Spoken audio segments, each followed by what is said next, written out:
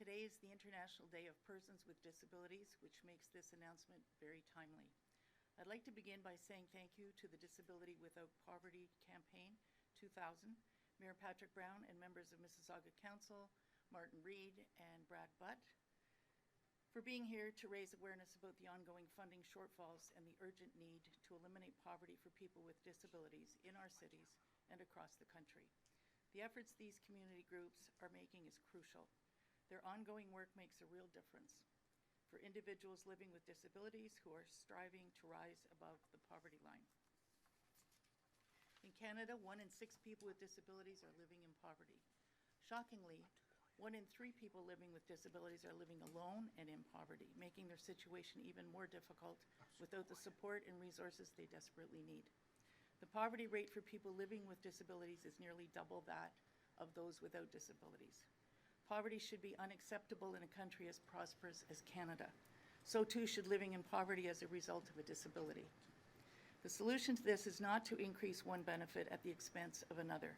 Too often do we see a pattern of taking resources away from one need to address another, and that simply does not work. The answer is not to move money around, it's to provide real sustainable support. Those living with a disability need 30% more income than they currently receive to rise above the poverty line. The Canadian Disability Benefit as it stands today is inadequate and falls far short of meeting the needs. What we urgently need is a Canadian Disability Benefit program that provides immediate relief, ensures dignity, and is accessible to all who need it. Right now, only a small fraction of those living with disabilities are eligible to receive the benefit, leaving many without the support they desperately need.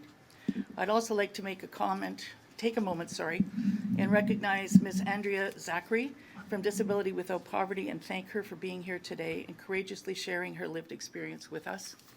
As you will hear, her bravery in speaking out today is a reminder of the real-life impact of these issues.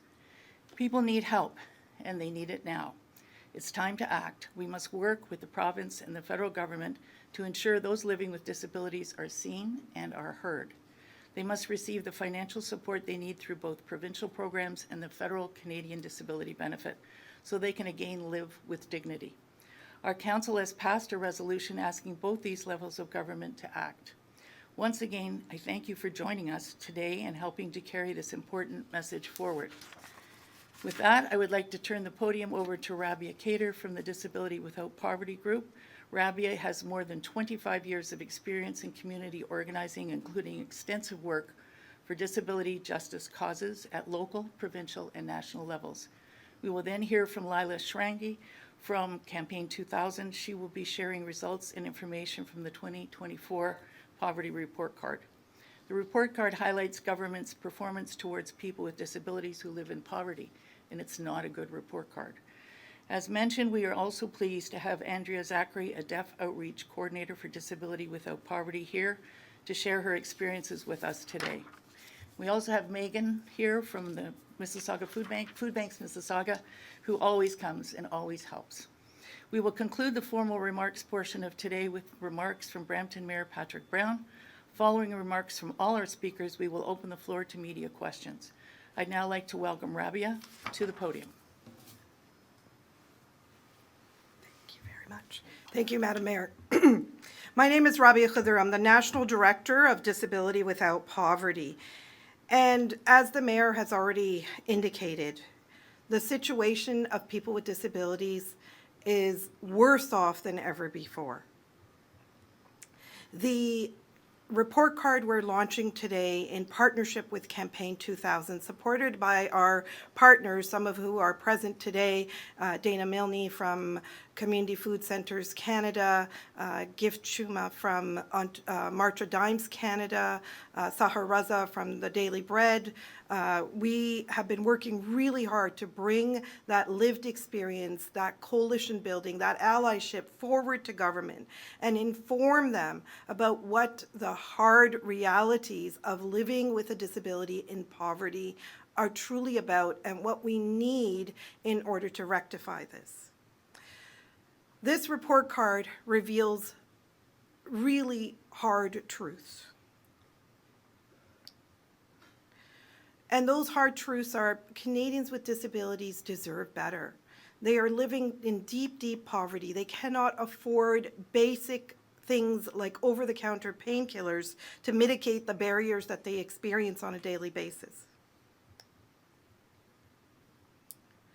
We need the government to deliver a more adequate benefit in 2025, and that's why we're calling on the government to, in fact, triple the benefit.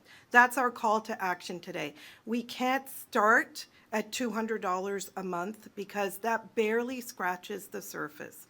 With rising housing costs, rising transportation costs, rising costs of shelter and food and transportation from city to city to city vary, but are extreme today for disabled people.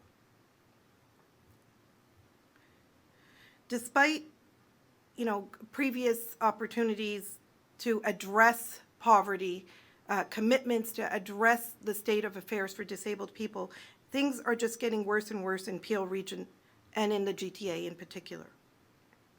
We need this benefit to be tripled.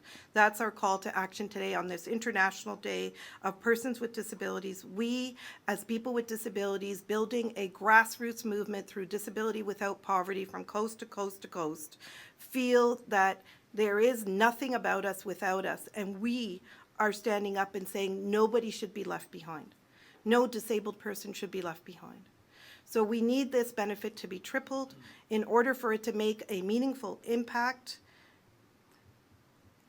We need it to, in fact, include everybody, have inclusive eligibility criteria that makes it easy for disabled people to access it and not create new barriers, and be fully free from clawbacks. So federal provincial cooperation is essential to ensure no clawbacks. As I always say, the feds have the money, the provinces have the responsibility, and the cities face the challenges or problems. It's time for bold action. We urge the federal government to listen to community, fulfill its promises, and deliver a benefit that truly addresses disability poverty. To all of our partners and allies here today, your voices are vital to sending this message loud and clear. Together, we can demand the dignity, equity, and justice that people with disabilities deserve. Canada has a choice: continue failing its citizens or lead the way toward eliminating disability poverty. Thank you, and now over to Leila Sarangi. Thank you very much, Rabia. It's an honor to be here and to work alongside you in Disability Without Poverty. My name is Leila Sarangi. I'm the National Director of Campaign 2000, which is a pan-Canadian coalition of over 120 organizations working to end child and family poverty. And we have been tracking, monitoring, and reporting out on poverty in Canada for over 30 years. We're hosted by Family Service Toronto, a large multi-service organization in Toronto that has a big portfolio supporting adults and children labeled with developmental disabilities. And I am going to talk to you a little bit more about the findings from this year's report card. We use the Canadian Income Survey to look at the poverty data, and then we look to the Labour Force Survey and the Survey on Canadian Disability for employment data and socio-demographic data. And unfortunately, that socio-demographic and employment data is not cross-tabulated with the poverty rates, but we still get some really important findings in this year's report card. As we heard, 1 in 6 people with disabilities over the age of 15 are living in poverty. That's 1.5 million people in this country with disabilities who are living with not enough incomes to meet their basic needs. There was a huge increase between the years 2020 and 2022, the latest data that we have. That's when 208,000 more people with disabilities fell into poverty. That is an extreme growth. Women with disabilities are more likely to live in poverty than men. It's about 894,000 women with disabilities compared to 627,000 men with disabilities living in poverty. And the rates are much higher for those who live alone. About 1/3 of people with disabilities living alone are living in poverty, compared to 10% of those in families. When we look at age groups, seniors with disabilities who live alone, 40% of seniors with disabilities who live alone are living in poverty. That's a very vulnerable part of the population. One of the other indicators we look at is the depth of poverty. How far away from the low income measure are incomes falling? 30%. People with disabilities on average need 30% more income to close that gap. The gap closed a little bit during the pandemic when the federal government injected a huge transfers to individuals and families to support them during a crisis. That poverty gap closed a bit, but over those last couple of years, again, we're seeing people falling into deeper poverty. When we look at employment, almost 2/3 of people with disabilities are employed, but that employment rate is much lower than those who do not have disabilities. And severity of disability continues to be an indicator of employment. The more severe the disability, the lower the employment rate. When we look at wages, men and women with disabilities make on average about $1.54 less than those who do not have disabilities, but women with disabilities make about $5 less than those who do not. And disability assistance programs across the country, which are within the jurisdiction of the provinces and territories, are grossly underfunded. They are a legislated state of poverty for people with disabilities. For example, in Ontario, the Ontario Disability Support Program falls $13,000 less than the low-income measure. So if you're relying on ODSP, you need another $13,000 just to bring you up to the poverty line. That's not even a thriving income. And last, I'll just end, as we think about designing a federal benefit and benefits for people with disabilities, we need to make sure that they're accessible. The Canadian Survey of Disabilities found that 1/4 of people with disabilities reported barriers to access both in person and by voice over the phone with the general public, customer service, or government representatives. Nearly 13% of people with disabilities reported barriers to online access to government information, services, and support. And nearly 11% of people with disabilities reported barriers to accessibility with staff of government services or programs. So as we're developing the adequacy of the benefit, we need to ensure there's accessibility, broad accessibility, and design it with people who are living with disabilities so we can understand what those barriers are and dismantle them. Thank you, and now I would like to welcome Andrea to the podium.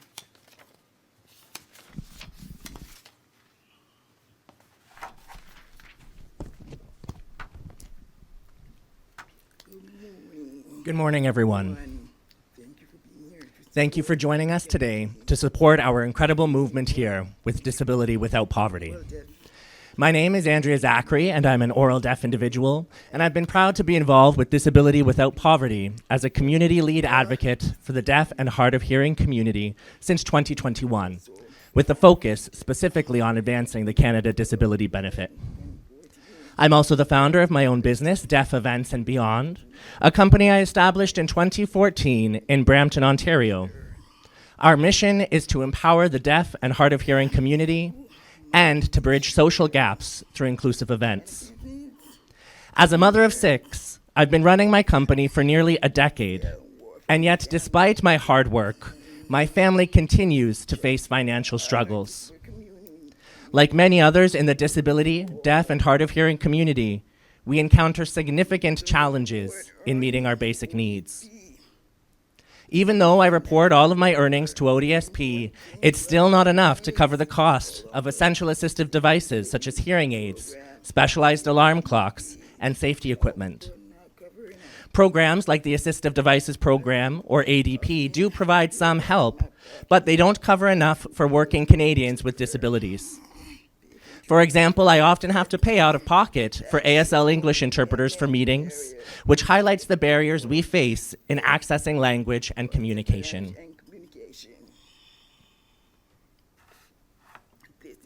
This is the reason why we must fight to rise above the poverty line. Disabled individuals deserve to live a life that is fulfilling and with dignity. You may not know, but people with disabilities are twice as likely to live in poverty because of the barriers we face in accessing housing, employment, and other opportunities. In the deaf and hard of hearing community alone, in my community, the unemployment rate is a staggering 37.5%. Let's be honest here. Simply put, $200 a month is not enough to make it. It's not enough for my family. It's not enough for the countless other disabled Canadians trapped in the deepest levels of poverty. Our government at all levels has failed to adequately support the disability community, and we cannot afford to wait any longer. Change must happen now. Let me end with a clear message. Nothing about us without us. We demand an end to legislated poverty for people with disabilities now. Thank you. I'd also like to welcome Mayor Patrick Brown to the podium.